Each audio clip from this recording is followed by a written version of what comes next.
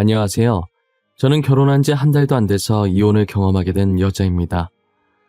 저는 언젠간 사랑하는 사람을 만나게 되면 어떤 것에도 구애받지 않고 오직 둘이서 사랑만 하면서 행복하게 살아갈 미래를 꿈꾸며 늘 기대에 가득 차 있었는데요.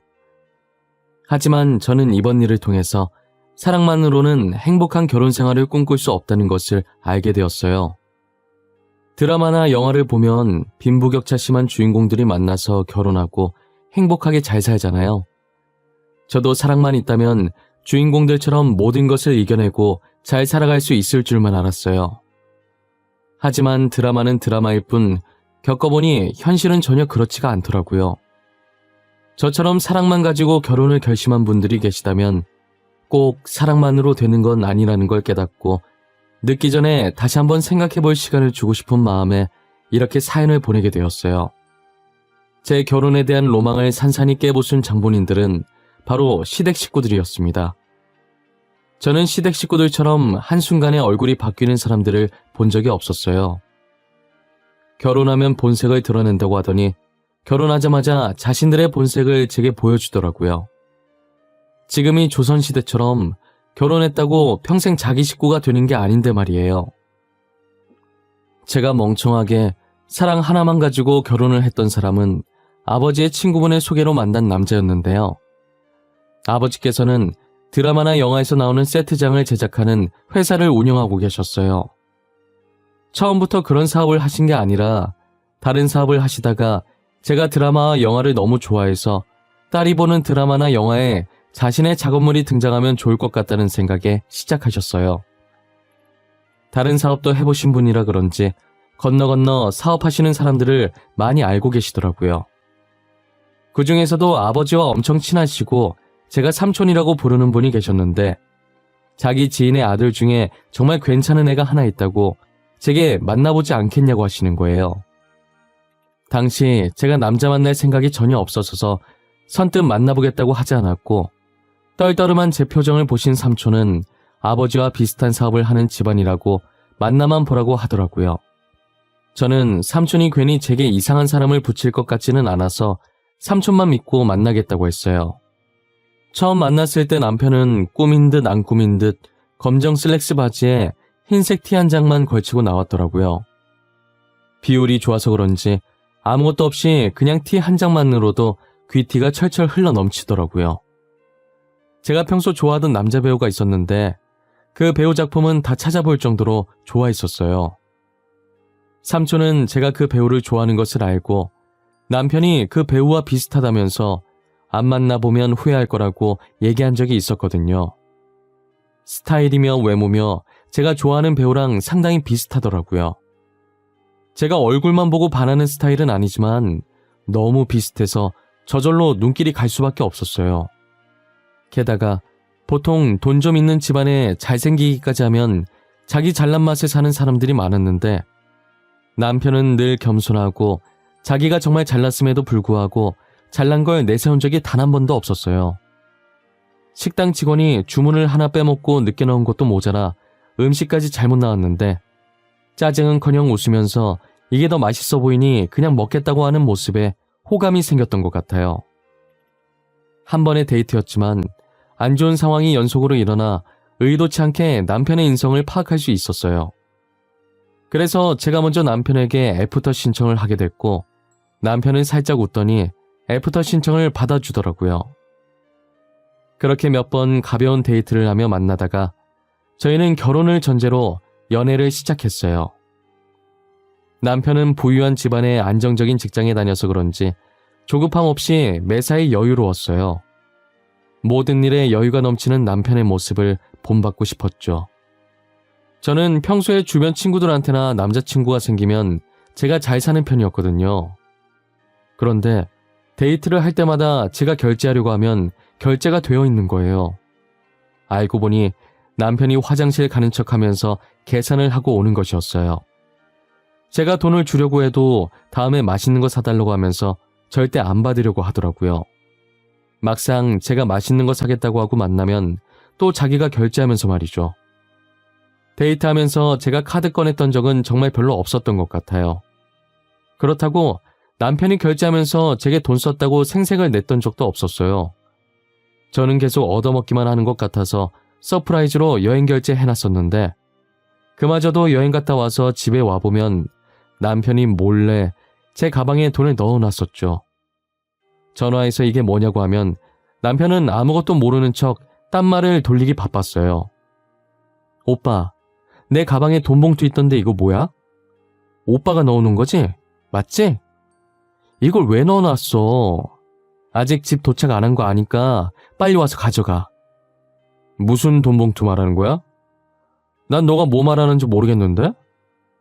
우리 토요일 만나서 뭐 할까? 너 며칠 전에 바닷가 보고 싶다고 했지? 바다 보러 갈까? 말 돌리는 거 봐. 나 이거 토요일에 그대로 가져갈 거야. 나 이거 안 받아. 오빠가 매번 이러면 내가 뭐가 돼? 뭐가 되긴. 나 아무것도 안 했는데? 너가 돈 빼놓고 잊은 거 아니야? 나 진짜 넣은 적 없다. 그거 진짜 내 돈 아니야. 그래? 나 그럼 이 돈 버릴게. 내 돈도 아니고 오빠 돈도 아닌데 내가 왜 가지고 있어? 가지고 있을 필요 없잖아. 버리는 것 말고는 방법이 없네. 아, 자기야. 아이, 미안해. 그거 내가 넣은 거야. 내가 넣은 거 맞아. 그러니까 버리지 마.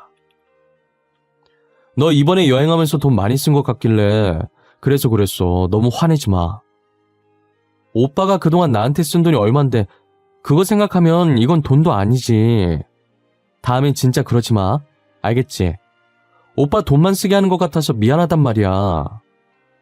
남편은 제 말에 알겠다고, 다음부터는 절대 안 그러겠다고 하지만 그때뿐이었어요. 저는 남편과 데이트를 하면 항상 남편이 다 알아서 해줘서 공주님 마냥 받기만 했었죠. 그런데 저를 공주님처럼 모시던 남편이 얼마 전부터 무언가에 쫓기듯 바쁘게 생활하더라고요. 데이트 날짜 잡기도 힘들고 만나도 카페에서 얼굴만 잠깐 보고 집으로 들어가 버리는 거예요. 정말 간만에 데이트다운 데이트를 하면 계산할 시간이 다가왔을 때 딴청을 피우면서 계산을 미루더라고요. 저는 커플 사이에 누가 계산하든 상관없었고 그동안 얻어먹은 것도 많아서 제가 계산하고 신경을 안 썼어요. 매일같이 남편과 데이트하던 제가 친구와의 만남이 더 많아지자 친구가 묻더라고요. 요즘 왜 이렇게 자기를 자주 만나냐고, 혹시 남편과 헤어진 거냐고요. 뭐냐? 너 요즘 왜 이렇게 나를 자주 만나줘? 남자친구 생기면 연락도 잘 안 하면서. 너 설마 남자친구랑 헤어진 거야? 아니지? 카카오톡 프로필은 커플 사진 그대로던데? 야, 그런 거 아니야. 그냥 오빠가 요즘 바쁜가 봐. 도통 얼굴 볼 시간이 없네. 뭔 놈의 일이 그렇게 바쁜지. 내가 고생하지 말고 아버님 밑으로 들어가라고 했는데도 그건 곧 죽어도 싫대. 그래? 그 오빠도 참 미련하시네. 나였으면 그냥 편하게 살았을 것 같은데. 야, 나 갑자기 안 좋은 촉이 왔는데. 아니다. 왜 뭔데? 사람 궁금하게 하고 말 안 해주기 있냐? 빨리 말해봐. 무슨 촉이 왔는데. 내가 알아서 걸러 들을 테니까 말해봐. 아니, 진짜 심각하게 듣지는 말고 그냥 내 느낌이 그렇다는 거니까 걸러서 들어. 알겠지?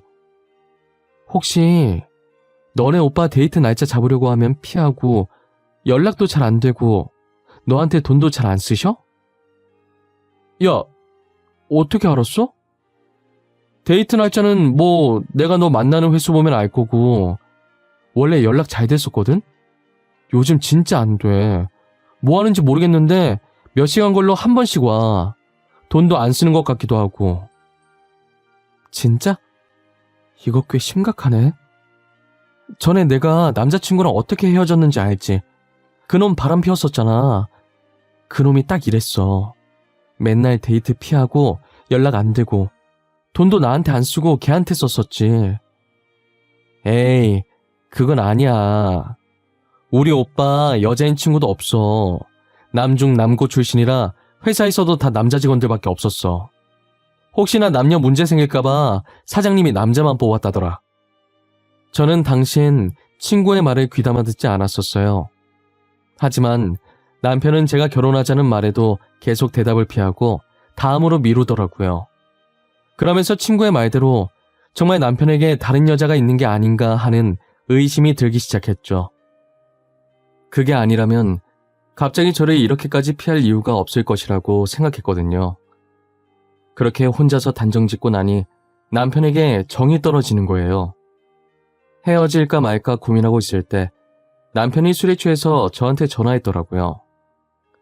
저는 술 취했으면 그냥 집에 가서 자라고 했는데 제게 꼭 할 말이 있다는 거예요. 제가 술 깨고 제정신일 때 말하라고 하자 제정신일 땐 못하겠어서 술 기운 빌어서 하는 거라고, 말할지 말지 고민 정말 많이 했으니까 지금 이렇게 마음먹었을 때 제발 나와달라고 하더라고요.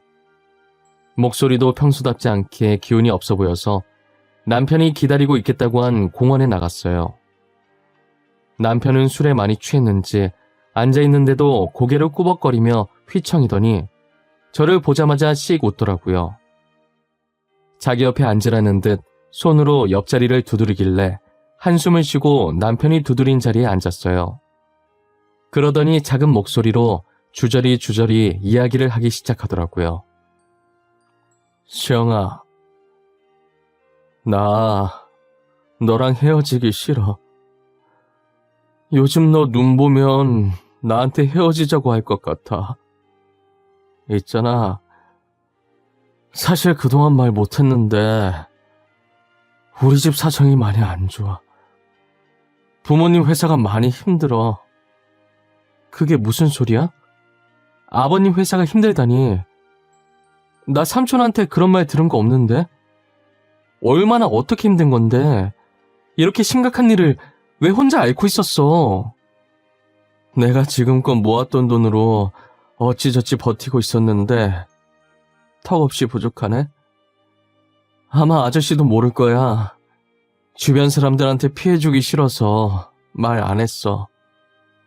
혼자서 얼마나 힘들었어. 나한테 말 좀 해주지. 나는 그것도 모르고 오빠가 다른 여자 생긴 거 아닌가, 나한테 질린 게 아닌가 이런 생각만 했는데 너한테 떳떳한 남자가 되고 싶었는데 이런 모습 보이기 싫었는데 그래서 너가 결혼 얘기했을 때도 피했고 데이트하자고 했을 때도 피했어. 돈이 없어서. 나 오빠 여자친구야. 힘들 때 기대라고 있는 사람 아니야? 왜 혼자 그러고 있었어? 내가 얼마 되진 않지만 그래도 모아둔 돈이 있거든? 그거라도 보태줄게. 아니야, 네가 왜 그래. 나 그러라고 말한 거 아니야. 헤어지는 게 무서워서 말하는 거야. 이런 상황인데도 나를 기다려줄 수 있냐고 물어보고 싶어서. 저는 바람 피는 것만 아니면 된다고, 언제든 기다려줄 수 있으니까 이상한 생각만 하지 말라고 했어요. 그리고 얼마 되진 않지만 조금이나마 보탬되고 싶어서 모았던 돈도 남편에게 줬어요. 남편은 고맙다고, 너무 미안하다고 제 손을 붙잡고 울더라고요. 하지만 남편과 제 노력에도 불구하고 얼마 지나지 않아 남편 부모님 회사는 부도 처리가 됐어요.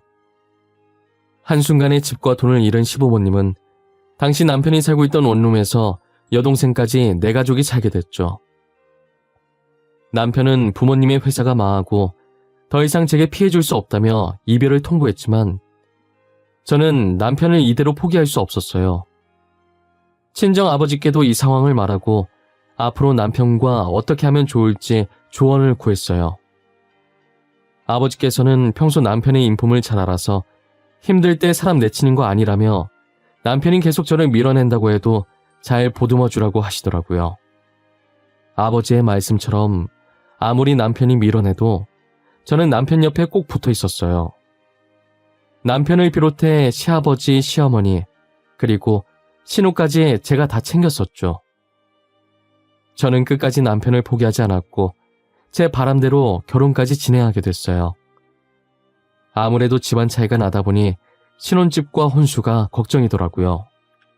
저희가 집을 해가고 시댁에서 혼수를 해주시기로 했지만 솔직히 혼수해주실 형편이 아니셨거든요.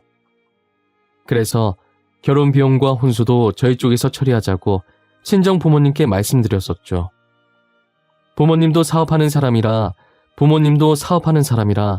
부도나면 얼마나 힘든지 알기 때문에 더 잘 사는 사람들이 도와주자며 제 말에 수긍하셨어요. 대신 저희 집에서 신혼집을 해가는 것이니 당연히 집 명의를 제 앞으로 하는 걸로 했어요. 이 소식을 시어머니께 말씀드리니 뭐가 불만인지 눈썹을 꿈틀거리시더라고요.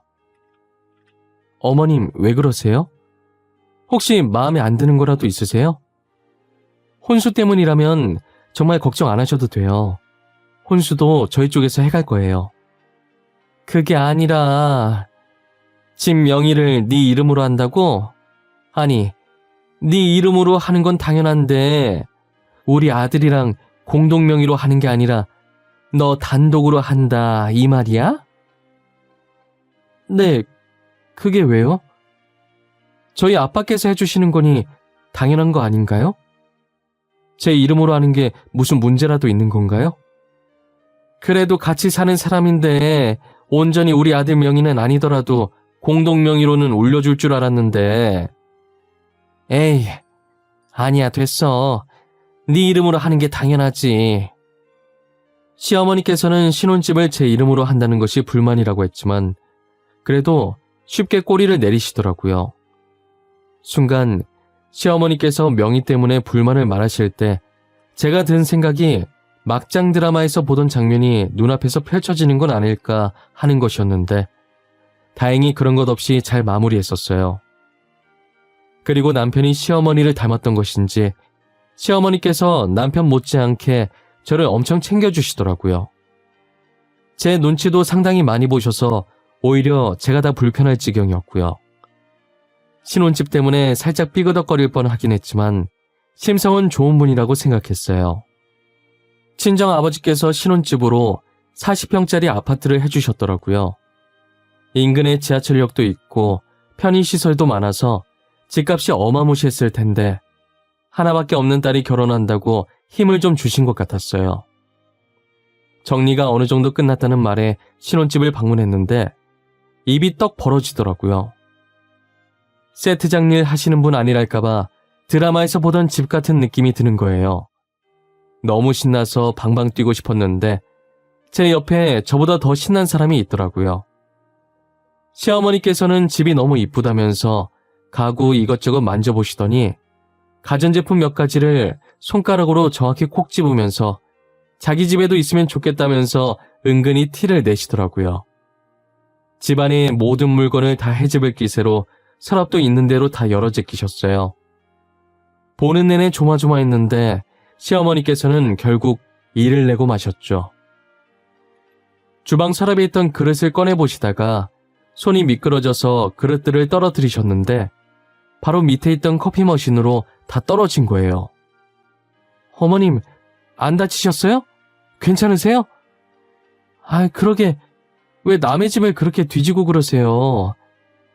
아이고, 커피 머신도 망가졌네. 이거 50만 원짜리인데.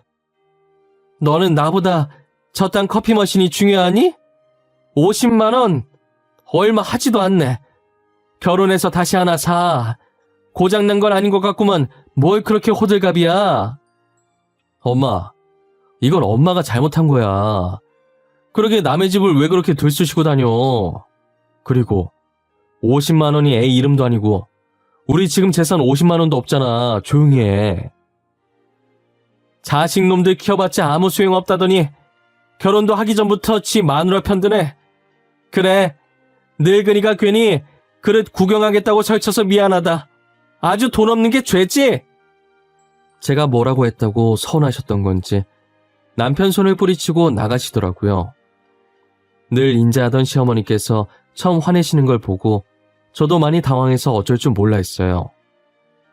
남편은 어차피 붙잡아봤자 화만 내신다고 시간 지나면 알아서 화 풀리시니까 그냥 집에 가게 가만히 놔두라고 해서 남편 말대로 했어요. 그 뒤로 저는 결혼식 때까지 시어머니 얼굴을 보지 못했어요. 저도 결혼 준비하느라 만나뵐 시간이 없기도 했고요. 그래도 결혼식 날 만난 시어머니 얼굴엔 웃음꽃이 가득 피셨더라고요. 저를 보고 반갑게 안아주시더니 못난 아들이랑 결혼해줘서 고맙다고 앞으로 잘 부탁한다고 하셨어요. 저도 시어머니께 아직은 부족한 점이 많지만 옆에서 보고 배우겠다고 많이 가르쳐달라며 똑같이 안아드렸어요. 자상하고 다정한 남편의 인자한 시부모님까지 저는 행복한 결혼 생활만 남았다고 생각했어요. 앞으로 벌어질 일은 상상도 못한 채 말이죠. 그렇게 꿈만 같던 신혼여행을 마치고 온 뒤 남편의 손을 잡고 신혼집에 들어갔는데요. 들어가자마자 신발장에 못 보던 신발들이 널브러져 있는 거예요. 신발을 보고 불길한 기분이 들었고 남편 얼굴을 쳐다보니 남편도 신발을 보고 당황해 하더라고요. 저는 신고 있던 신발을 대충 벗어던지고 집 안으로 들어갔어요. 거실에 가보니 정말 기가 찬 광경이 제 눈앞에 펼쳐져 있더라고요. 시부모님을 비롯해 신우까지 거실을 떡하니 차지하고 고기를 구워 먹으면서 TV를 보고 있는 거예요. 어이가 없어서 말도 안 나오길래 말없이 뒤에 있던 남편을 쳐다봤어요. 아니, 여보 그게 우리 들어올 때까지만 여기서 살아보면 안 되겠냐고 하셔가지고 우리 들어올 때는 흔적도 안 남긴다고 하셨는데 아직도 이렇게 계실 줄은 몰랐어. 지금 그걸 말이라고 해? 왜 나한테 말도 없이 이러는 거야? 여기 당신만 살아? 나도 살아. 여기 엄연히 내 집이야. 어머님, 아버님, 그리고 아가씨, 정말 죄송한데 저희 집에서 나가주시겠어요? 아가, 우리 이대로 나가면 갈 곳이 없어. 여기 오면서 우리가 살던 원룸 보증금 뺐어. 어차피 방 2개 남던데 한 방은 나랑 영감 있으면 되고 한 방은 우리 딸 있으면 되지 않겠니? 시댁 식구 보고 나가라고 하니 원룸 계약 기간이 다 돼서 보증금을 뺐다고 하더라고요. 이미 짐도 다 풀어서 정리된 상태고 더 말했다간 제가 나쁜 사람 될 것 같아서 할 수 없이 울며 겨자 먹기로 시댁 식구들을 모시고 살기로 했어요. 그래도 양심이 있었는지 집주인에게 받은 보증금을 제게 주더라고요.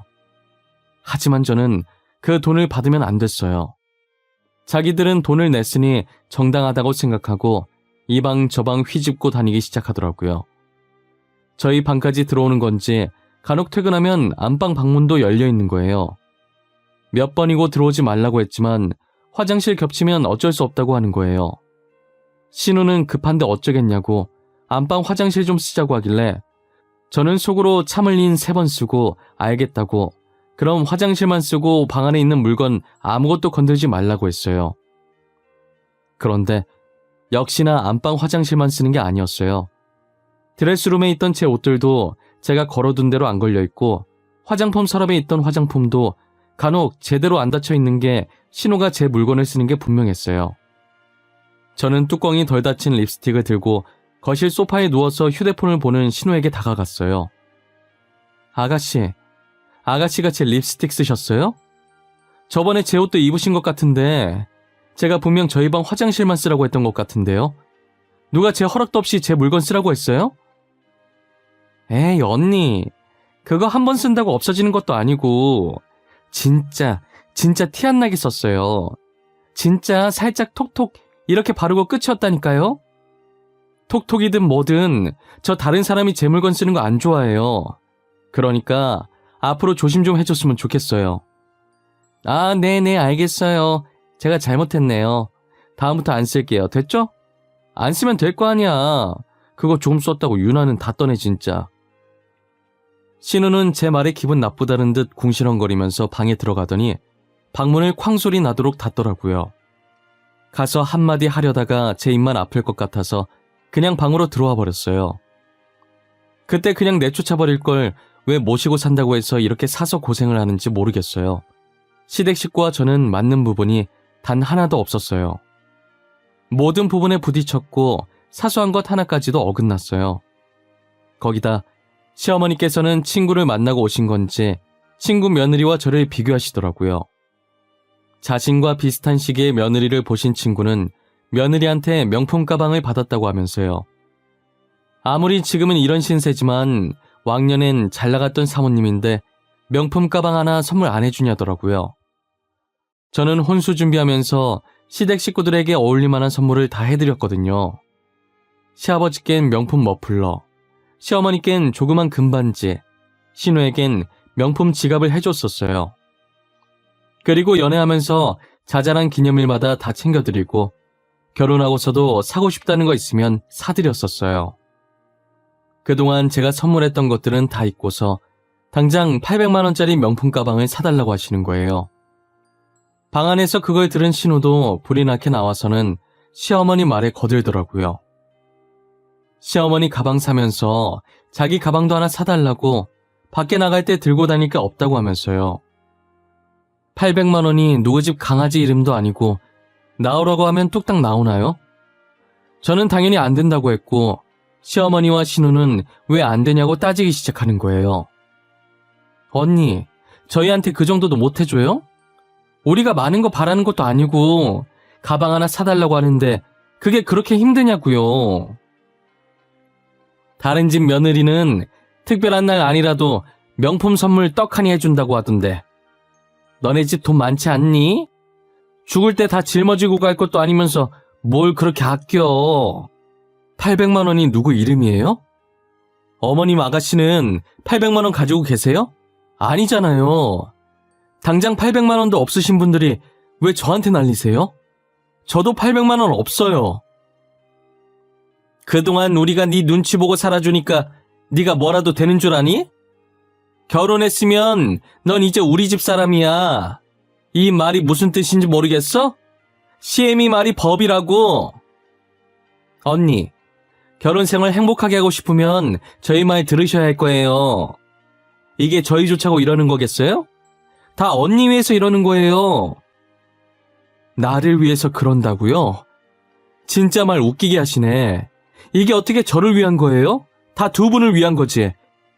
여튼 저는 가방 사줄 마음 없으니까 그런 줄 아세요. 마음 같아선 싹 다 제 집에서 쫓아내고 싶었지만 남편을 봐서 참았어요. 제가 가방 못 사주겠다고 하자 시위라도 하듯 신우와 시모는 집안을 어질러 놓더라고요. 그래봤자 불편한 건 제가 아니라 하루 종일 집에 있는 본인들이었어요. 저는 회사 갔다 오면 집에 있는 시간이 정말 얼마 안 되거든요. 제가 눈 하나 깜빡 안 하자 결국 며칠 뒤에 자신들이 어질러 놓았던 것을 다 치워놨더라고요. 한동안은 아무 일 없었고 저를 보고도 아무 말 안 하길래 이렇게 잠잠해지나 했어요. 제 직업이 액세서리 디자이너라 제 방에 금으로 만들어졌거나 보석이 박힌 목걸이, 귀걸이들이 많았거든요. 너무 많아서 티는 안 나는데 기분 탓인지 하나씩 사라지는 기분이 드는 거예요. 제가 신우를 의심하려고 그런 게 아니라 최근에 가방을 하나 샀길래 설마 하는 마음으로 조그만 카메라를 화장대 물건들 사이에 숨겨놨어요. 아니나 다를까 신우가 제 방에 와서 목걸이, 귀걸이를 하나씩 가져가서 팔았더라고요. 시어머니도 한통속이었는지 거실에서 신우랑 까르륵거리면서 제 목걸이랑 귀걸이를 팔러 나갔어요. 이건 진짜 선 넘었다고 생각해서 거실에 다 같이 모여있을 때 이혼 서류를 들고 남편 앞에 던졌어요. 남편은 합의이혼이라는 글자를 보더니 멍하니 저를 쳐다보는 거예요. 저는 아무 말 하지 않고 신우가 제 목걸이를 훔치던 순간이 담긴 영상을 틀었어요. 당장 이혼 서류에 도장 찍지 않으면 이 영상을 들고 경찰서로 달려갈 거라고 했죠. 신우와 시어머니는 영상을 보더니 굳어서 먹고 있던 사과를 떨어뜨리더라고요. 남편은 믿기지 않는다는 눈으로 신우와 시어머니를 쳐다봤고 두 사람은 몸을 떨기 시작했어요. 그저 돈에 눈이 멀어서 이렇게 들키게 될 거라는 생각을 하지 않았나 봐요. 뭐해? 얼른 도장 찍어. 내일 날 박는 대로 이혼 서류 제출할 거니까. 이혼 소송 안 하고 합의 이혼으로 깔끔하게 끝내주는 걸 감사하다 생각해. 여보, 한 번만 봐주면 안 될까? 어? 다시는 이런 짓 못하게 할게. 제발 한 번만 봐줘. 내가 이렇게 대신 사과할게. 솔직히 이 영상으로 이혼 소송하고 절도죄로 고소하면 위자료 왕창 받고 저 두 사람 감옥도 보낼 수 있는데 지금 많이 참는 거야. 당장 한 달 살았던 위자료 줄 돈도 없잖아. 안 그래? 언니, 제가 잘못했어요. 다시는 안 그럴게요. 제가 알바를 하든 뭘 하든 돈 구해서 다시 드릴게요. 한 번만 봐주세요. 제발요. 저희 오빠는 아무 죄 없어요. 아가, 우리가 잘못했다. 다시는 이런 짓 안 하마. 우리가 잠시 미쳤던 것 같아. 늙은이가 이렇게 무릎 꿇으마. 한 번만 눈 감아줄 수 없겠니? 당신들 같으면 도둑이랑 한 집에서 살고 싶겠어요? 바늘 도둑이 소도둑 된다는 말 아시죠? 지금은 고작 귀걸이는 목걸이지만 나중엔 통장, 집문서가 될 줄 어떻게 알아요? 시어머니와 신우는 제 다리를 붙잡고 울면서 빌기 시작했고 저는 발을 털면서 그들을 떼어내기 바빴어요. 남편은 고소라는 말에 제가 하라는 대로 이혼 서류를 작성해 주었고 저는 다 작성한 이혼 서류를 뺏어 들고는 시댁 식구들에게 당장 제 집에서 나가라고 했어요. 나가라는 제 말에도 나갈 생각을 안 하길래 손수 짐을 싸서 집 밖으로 던져버렸어요. 그리고 제 귀걸이를 팔아서 산 가방을 잘근잘근 밟았죠. 신우는 울다가 가방을 밟는 모습을 보고 소리 지르면서 제 발을 떼려고 하는 거예요. 이미 가방엔 신발 자국이 났고 찌그러졌는데 그걸 소중히 안고 울더라고요.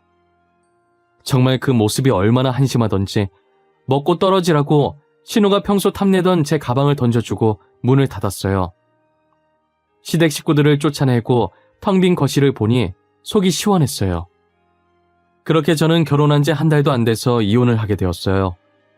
과연 돈도 없이 어떻게 살아갈까 싶었는데 며칠 전 우연히 중고거래 사이트에 제 가방과 찌그러진 가방 그리고 제가 못 봤던 명품 가방 하나를 팔고 있는 신우를 발견했어요. 제 가방과 명품 가방은 상태가 좋아서 금방 팔린 것 같은데 찌그러진 가방은 아직 안 팔렸더라고요. 팔린 가방 2개 중고가를 보니 얼추 보증금은 나오겠더라고요. 아마도 가방 2개를 팔고 원룸 보증금을 겨우 구한 것 같았어요. 발자국 찍히고 찌그러진 가방 사진이 중고거래 사이트에서 튀어나오는 게 어찌나 웃기던지요. 간만에 배꼽 잡으면서 엄청 웃었던 것 같아요. 우울할 때마다 그 사진 보면서 웃으려고 저장까지 했어요. 고작 한 달밖에 겪어보지 않은 결혼 생활이지만 다시는 경험해보고 싶지 않아요. 차라리 죽을 때까지 혼자 사는 게 더 편할 것 같아요. 제 사연은 여기까지입니다. 제 사연을 보시는 분들 중에서도 결혼을 약속한 사람이 있을 거예요. 사랑의 힘으로 모든 것을 이겨낼 수 있는 사람이 있는 반면 저처럼 사랑의 힘으로도 안 되는 것들이 있어요. 그러니 여러분들도 제 글을 통해 많은 것을 배우고 느끼셨길 바라요. 다들 건강하시고 봄이 다가오듯 여러분들 앞에도 봄처럼 따뜻하고 항상 꽃길만 가득하길 바랄게요.